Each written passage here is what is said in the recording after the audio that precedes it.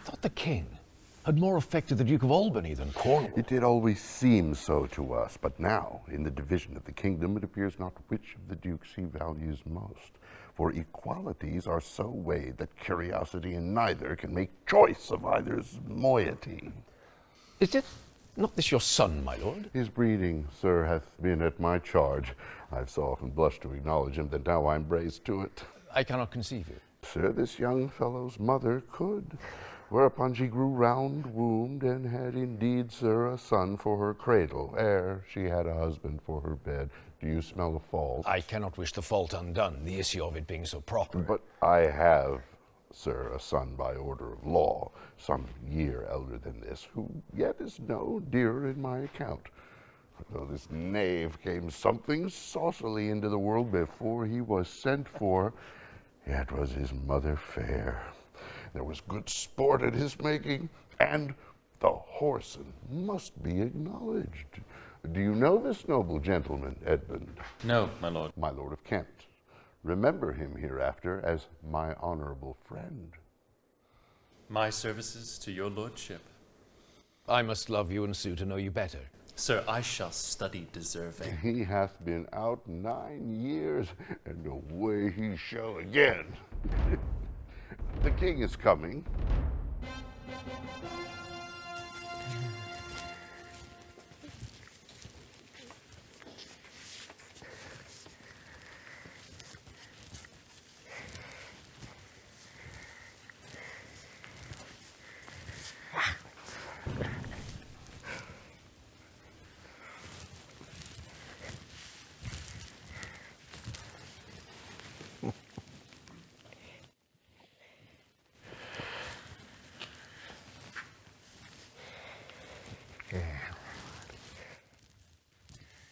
Attend the lords of France and Burgundy, Gloucester.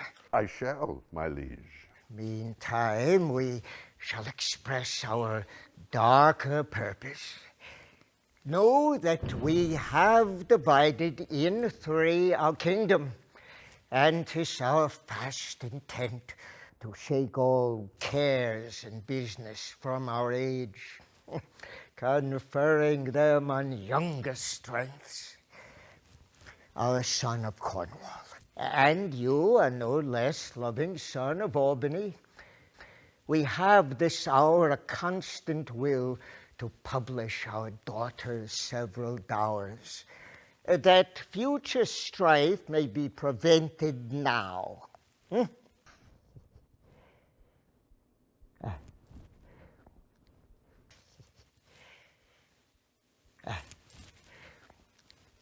The princes, France and Burgundy, great rivals in our youngest daughter's love, long in our court have made their amorous sojourn, and here are to be answered. Tell me, my daughters, since now we will divest us both of rule, interest of territory, cares of state, which of you shall we say doth love us most, that we our largest bounty may extend where nature doth with merit challenge? Goneril, our eldest born, speak first. Sir, I love you more than words can wield the matter. Dearer than eyesight, space, and liberty beyond what can be valued, rich or rare, no less than life, with grace, health, beauty, honor, as much as child e'er loved or father found, a love that makes breath poor and speech unable. Beyond all manner of so much, I love you. What shall Cordelia do? Love and be silent. Of all these bounds, even from this line to this, with shadowy forests and with champaigns rich, with plenteous rivers and wide-skirted meads, we make thee lady. To thine and Albany's issues be this perpetual.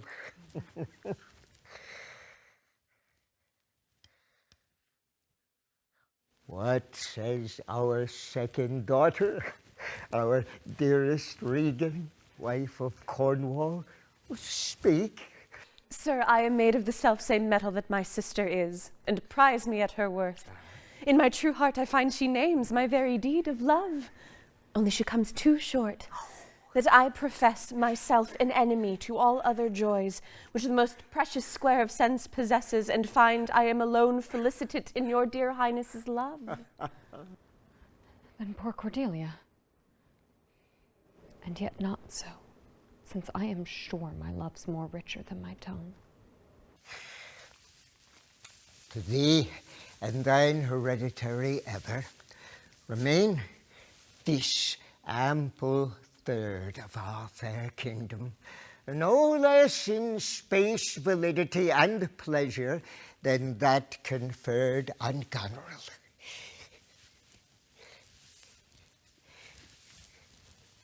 Now, our joy, although our last, not least, to whose young love the vines of France and milk of Burgundy strive to be interest. What can you say to draw a third more opulent than your sisters? Speak. Nothing, my lord. Nothing? Nothing. Well, nothing will come of nothing. Speak again. Unhappy that I am, I cannot heave my heart into my mouth. I love your majesty according to my bond, no more nor less. Oh, how? How? Cordelia, mend your speech a little, lest you may mar your fortune. Good my lord, you have begot me, bred me, loved me. I return those duties back as our right fit. Obey you, love you, and most honor you. Why have my sisters husbands when they say they love you all? Haply when I shall wed, that lord whose hand must take my plight shall carry half my love with him, half my care and duty. Sure, I shall never marry like my sisters, to love my father all. Goes thy heart with this? Aye, my good lord. So young and so untender. So young, my lord, and true. Likely to be so. Thy truth then be thy dower.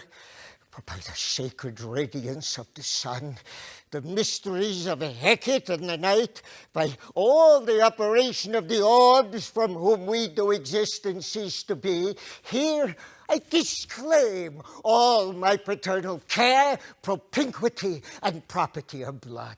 And as a stranger to my heart and me, hold thee from this forever. Barbarous Scythian, or he that makes his generation messes to gorge his appetite, shall to my bosom be as well-neighboured, pitied, and relieved as thou, my sometime daughter. Good my liege. Ah, peace, Kent. Come not between the dragon and his wrath. I loved her most, and thought to set my rest on her kindness. Now, hence, and avoid my sight. So be my grave, my peace, as here I give her father's heart from her. Call France. Who stirs? Call Burgundy. Cornwall, Albany. With my two daughters' dowers, digest the third. Let pride, which she calls plainness, marry her. I do invest you jointly with my power, preeminence, and all the large effects that troop with majesty. Ourselves, by monthly course, with the reservation of 100 nights by you to be sustained, shall our abode make with you by due turn. Only we shall retain the name and all the addition to a king. This way, revenue execution of the rest, beloved sons, be yours. Royal Lear, whom I have ever honored as my king, loved as my father, as my master followed, as my great patron thought on in my prayers. The bow is bent and drawn. Make from the shaft. Let it fall rather, though the fork invade the region of my heart. Be Kent unmannerly when Lear is mad. What wilt thou do, old man? Think'st thou that duty shall have dread to speak when power to flattery bows? To plainness honour's bound when majesty stoops to folly. Reserve thy state, and in thy best consideration check this hideous rashness. Answer my life, my judgment, thy youngest daughter does not love thee least. Kent, on thy life, no more. My life I never held but as a pawn to wage against thy enemies, nor fear to lose it, thy safety being the motive. Out of my sight. See better, Lear, and let me still remain the true blank of thine eye. Now, by Apollo. Now, by Apollo, king, thou swearest thy gods in vain. Vassal, you miscreant. Kill thy physician, and thy fee bestow upon the foul disease. Revoke thy gift, or while I can vent clamour from my throat, I'll tell thee thou dost evil. Hear me, recreant, and thy allegiance, hear me, that thou hast sought to make us break our vows, which we durst never yet, and with strained pride, to come betwixt our sentence and our power, which nor our place nor our person can bear. Our potency made good. Take thy reward. 5 days we do allot thee for provision to shield thee from disasters of the world, and on the 6th to turn thy hated back upon our kingdom. If on the 10th day following thy banished trunk be found in our dominions, the moment is thy death. Away, by Jupiter, this shall not be revoked.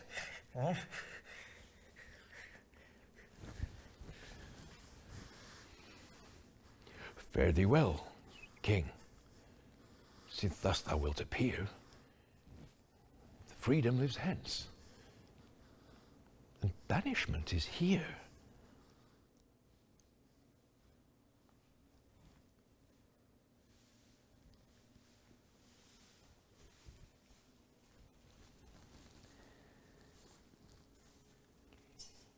The gods to their dear shelter take thee, maid, that justly thinks and hath most rightly said.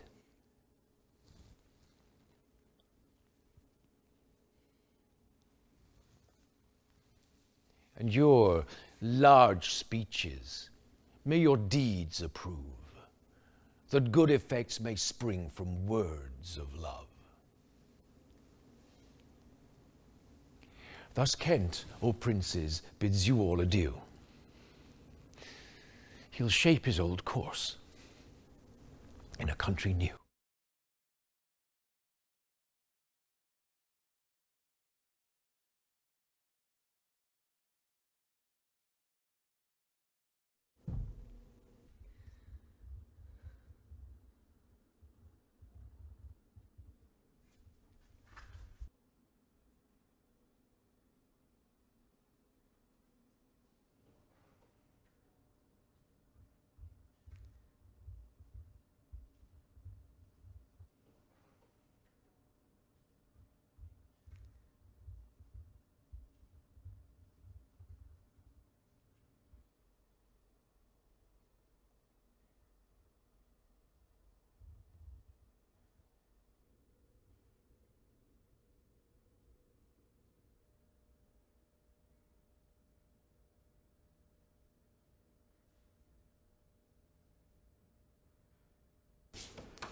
Here's France and Burgundy, my noble lord.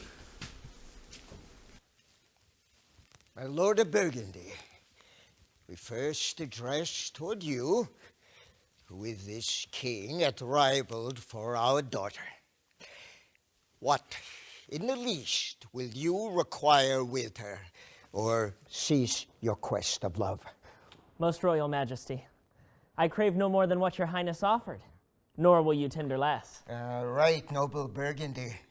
When she was dear to us, we did hold her so, but now her price is fallen. Sir, there she stands.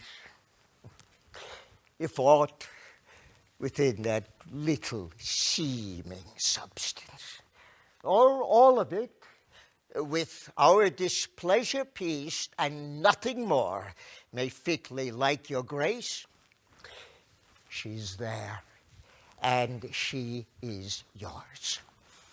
I know no answer. Will you, with those infirmities she owes, unfriended, new adopted to our hate, dowered with our curse, and stranged with our oath, take her or leave her? Royal king, election makes not up on such conditions. Then leave her, sir.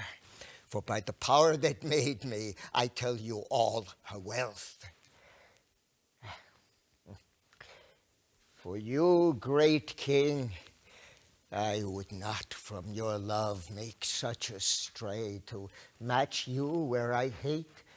Therefore beseech you to avert your liking a more worthier way, and on a wretch whom nature is ashamed almost to acknowledge hers. This is most strange, that she, that even but now was your best object, the argument of your praise, balm of your age, most best, most dearest, should in this trice of time commit a thing so monstrous to dismantle so many folds of favor. Sure, her offense must be of such unnatural degree that monsters it, or your forevouched affection fall into taint, which to believe of her must be a faith that reason without miracle could never plant in me. I yet beseech your majesty, if for I want that glib and oily art to speak and purpose not, since what I well intend, I'll do it before I speak. You yet make known it is no vicious blot, murder, or foulness, no unchaste action or dishonored step that hath deprived me of your grace and favor, but even for want of that for which I am richer, a still soliciting eye, and such a tongue as I am glad I have not, though not to have hath lost me in your liking. Better thou hadst not been born, than not to have pleased me better. Is it but this, a tardiness in nature which often leaves the history unspoke that it intends to do? My lord of Burgundy, what say you to the lady? Love's not love when it is mingled with regards that stand aloof from the entire point. Will you have her? She is herself a dowry. Royal king, give but that portion which yourself proposed. And here I take Cordelia by the hand, Duchess of Burgundy. Nothing.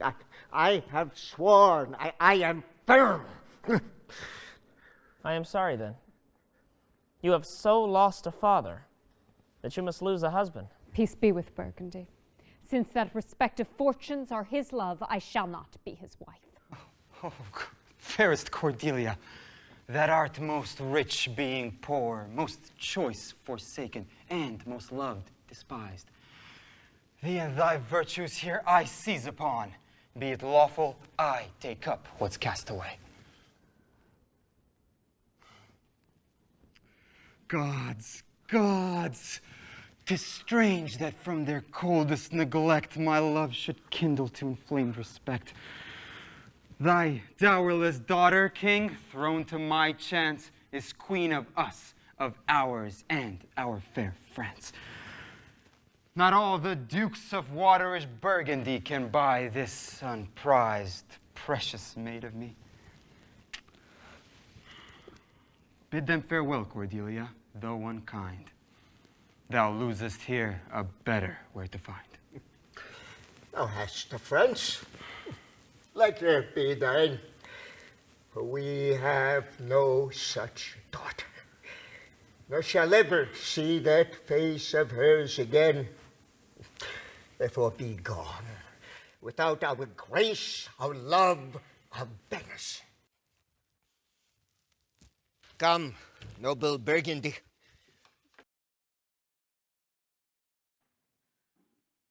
Bid farewell to your sisters. The jewels of our father. With washed eyes, Cordelia leaves you. I know you what you are, and like a sister, am most loath to call your faults as they are named. Love well our father. To your professed bosoms I commit him. But yet, alas, stood I within his grace, I would prefer him to a better place. So farewell to you both. Prescribe not us our duties. Let your study be to content your lord who hath received you at fortune's alms. You have obedience scanted, and well are worth the want that you have wanted.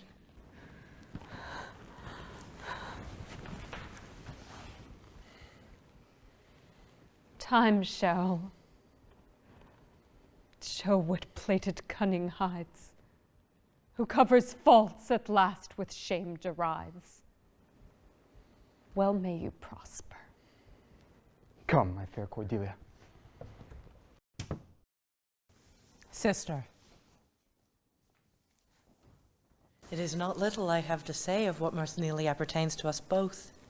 I think our father will hence tonight. That's most certain, and with you. Next month with us. You see how full of changes his age is. The observation we have made of it hath not been little. He always loved our sister most, and with what poor judgment he hath now cast her off appears too grossly. 'Tis the infirmity of his age. Yet he hath ever but slenderly known himself. The best and soundest of his time hath been but rash. Then must we look from his age to receive, not alone the imperfections of long ingraft condition, but therewithal the unruly waywardness that infirm and choleric years bring with them. Such unconstant starts are we like to have from him as this of Kent's banishment. There is further compliment of leave-taking between France and him. Pray you, let us hit together. If our father carry authority with such disposition as he bears, this last surrender of his will but offend us. We shall further think on it.